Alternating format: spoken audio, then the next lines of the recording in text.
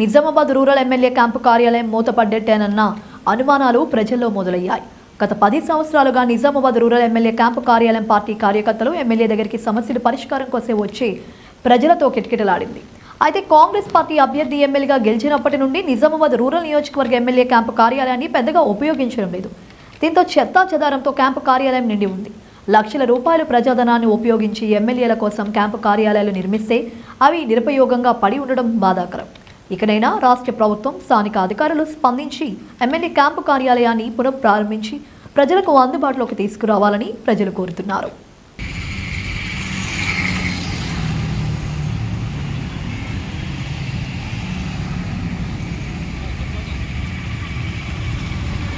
ఒక 2 నిమిషాలు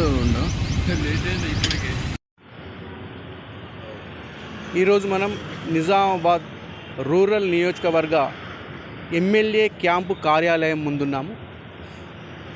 గత 10 సంవత్సరాలు బీఆర్ఎస్ ప్రభుత్వంలో ఈ ఎమ్మెల్యే క్యాంపు కార్యాలయం పార్టీ కార్యకర్తలతోటి ఎమ్మెల్యే దగ్గరికి సమస్యలు పరిష్కరించాలని చెప్పేసి వచ్చే బాధితులతోటి కిటకిటలాడుతూ ఉండేది.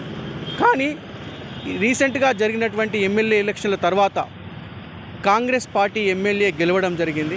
కాంగ్రెస్ పార్టీ ఎమ్మెల్యే గెలిచిన తర్వాత ఈ క్యాంపు కార్యాలయాన్ని ఉపయోగించడం లేదు. మరి ఈ క్యాంపు కార్యాలయాన్ని ఉపయోగిస్తారా లేక మూతపడ్డట్టేనా అన్నటువంటి అనుమానాలు ప్రజల్లో వ్యక్తమవుతున్నాయి. లక్షల రూపాయలు ఖర్చు పెట్టి ఎమ్మెల్యేల కోసం క్యాంపు కార్యాలయాలు నిర్మిస్తే ఈ క్యాంపు కార్యాలయాలు ఎందుకు పనికిరాని విధంగా తయారవుతున్నాయి. ఇకనైనా ప్రభుత్వం స్పందించి స్థానిక ఎమ్మెల్యే చేత ఈ క్యాంపు కార్యాలయాన్ని ప్రారంభోత్సవం చేయించి మళ్ళీ దాన్ని ఉపయోగించాలని చెప్పేసి రూరల్ నియోజకవర్గ ప్రజలు కోరుతున్నారు.